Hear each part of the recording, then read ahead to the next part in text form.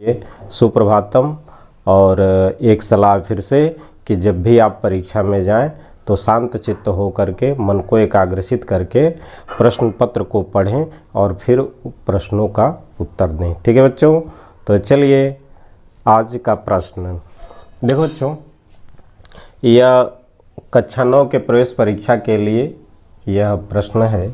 और वैसे आप जानते हैं कि जब आप 9 की प्रवेश परीक्षा में जा रहे हैं तो प्रश्न तो कक्षा 8 का ही रहेगा, तो इसलिए हमने कक्षा 8 की जो प्रश्नावली का प्रश्न है उसी को यहाँ लिखा है और वही समझा रहा हूँ। ठीक है बच्चों, तो चलिए ये प्रश्न निश्चित रूप से आपके लिए उपयोगी होंगे। देखिए प्रश्न है, इस प्रश्न का मैंने एक चित्र बना दिया है। आपकी प्रश्नावली 18A का प्रश्न नंबर 3 है और चित्र मैंने बनाया है, वो प्रश्न भी पढ़ दे रहा हूँ। देखिए एक चित्र बनाया हमने, ABCD समलंबाकार है, ये चतुर्भुज है, समलंब चतुर्भुज। इसमें जो AB है 8 सेमी की, और यह देखिए ये जो CD है और जो BC है ये दोनों आपस में बराबर हैं 5-5 सेमी की। ठीक है, अब पूछा है इसका क्षेत्रफल, तो कैसे हल करेंगे जरा देखिए। देखिए लिखा है कि चतुर्भुज ABCD में AB समांतर CD, मतलब यह AB और CD आपस में समांतर हैं, और यह जो AD है वो AB पर लंब है। AB बराबर 8 सेमी, AB बराबर 8 सेमी। BC और DC दोनों 5-5 सेमी के हैं। ये जो BC है और ये जो DC है ये दोनों आपस में बराबर हैं। इनकी लंबाई कितनी बच्चों? 5 सेमी की। ठीक है, देखिए इस माप से हमने यहाँ चतुर्भुज बना दिया, तो यह समलंब चतुर्भुज है, लेकिन कहेंगे तो चतुर्भुज ही। अब समलंब के आकार का है तो समलंब चतुर्भुज के क्षेत्रफल का सूत्र लगाएंगे, इसका क्षेत्रफल निकालेंगे। लेकिन थोड़ा इसमें समझना होगा, देखिएगा फिर एक बार मैं समझा रहा हूँ। ये दिया है AB और CD आपस में समांतर है, ठीक, और ये जो AD है AB पर लंब है। आप जानते भी हैं कि समलंब चतुर्भुज की परिभाषा क्या होती है कि ऐसा चतुर्भुज जिसमें सम्मुख भुजाओं का कोई एक युग्म समांतर हो उसे समलंब चतुर्भुज कहते हैं। तो अगर समलंब चतुर्भुज के आकार का कोई क्षेत्र है तो उसको समलंबाकार क्षेत्र कहते हैं। ठीक है बच्चों, तो चलिए देखिए अब यहाँ क्या है, आपने जो पढ़ा है समलंब चतुर्भुज का क्षेत्रफल क्या पढ़ा है, समलंबाकार चतुर्भुज ABCD का क्षेत्रफल 1/2 कोष्टक में A धन B गुणे H, मतलब 1/2 समांतर भुजाओं का योग गुणे ऊंचाई, ये सूत्र होता है। तो समांतर भुजाएं तो दी गई हैं लेकिन इसकी ऊंचाई नहीं मालूम है। अगर यहाँ ऊंचाई AD दिया भी है तो इसका मान मालूम नहीं है।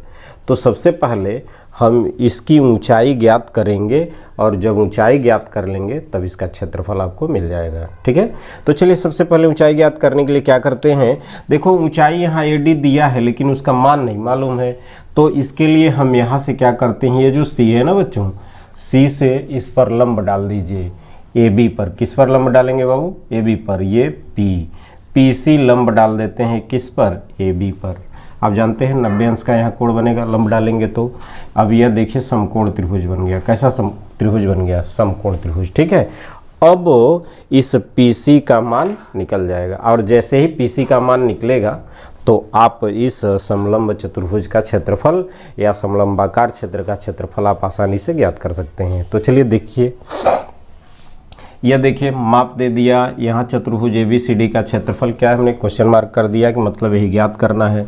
हल कैसे करेंगे जरा देखिए, हमने यहाँ क्या कौन सा काम किया है, ये जो PC है वो AB पर लंब खींचा है। देखो बच्चों PC लंब AB खींचते हैं, और पहले से देखिए आपको AD जो है ये लंब दिया है, चूंकि AD लंब AB यह दिया है और PC लंब AB हमने खींचा है। एक ही रेखा पर ये दोनों रेखाएं लंब हैं, तो जब एक ही रेखा पर दो रेखाएं लंब होती हैं भिन्न भिन्न बिंदुओं पर तो दोनों रेखाएं समांतर होती हैं। तो यहाँ देखिए मैंने लिखा है इसलिए AD समांतर PC, ये AD और यह PC समांतर हो गई। और बच्चों जब रेखाएं दो समांतर हो गई तो उनके बीच की जो दूरी होती है वो एक समान होती है।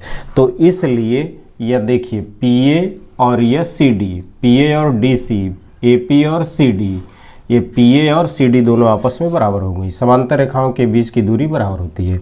अब देखिए पी ए का मान क्या हो जाएगा, ये सी डी 5 सेमी है तो यहाँ सी डी की जगह 5 सेमी रख दिया, तो इसका मतलब पी ए भी कितने सेमी की हो गई, 5 सेमी की।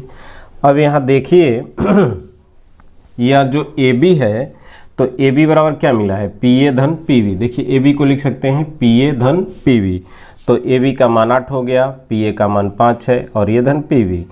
ये 5 इधर आएगा, ट्रांसफ़र हुआ तो चिन्ह बदल जाएगा, घटा लिया, पी वी बराबर हो गया 5 सेमी, पी वी बराबर हो गया 3 सेमी। तो ये पी वी देखो जो कितना हो जाएगा 3 सेमी। ठीक है, अब यह पी वी 3 सेमी मिल गया और एक समकोण त्रिभुज हमारे पास है, ये है बी पी सी। ठीक है, तो यह देखिए 5 समीकरण है, ये आधार 3 सेमी है, तो लंब का मान ज्ञात कर लेंगे। चलिए ज्ञात करते हैं। या देखिए समकोण त्रिभुज पी बी सी में चाहे बी पी सी में पाइथागोरस प्रमेय से बी सी स्क्वायर बराबर पी सी का वर्ग धन पी वी का वर्ग। पाइथागोरस प्रमेय समकोण त्रिभुज में कर्ण पर बना वर्ग अन्य दो भुजाओं पर बने वर्गों के योग के बराबर होता है। ठीक है बच्चों, तो देखिए बी सी का मान 5 तो 5 का वर्ग, पी सी ज्ञात करना है पी सी का वर्ग, पी वी का मान 3 दिया है 3 का वर्ग। यहाँ देखिए 5 का वर्ग 25, पी सी वर्ग और 3 का वर्ग 9, 9 का पक्षांतर कर दिया, पी सी स्क्वायर बराबर कितना मिल गया बच्चों 16।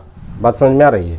अब देखिए पी सी बराबर दोनों पक्षों का वर्गमूल ले लिया तो पी सी बराबर क्या मिल गया 4 सेमी।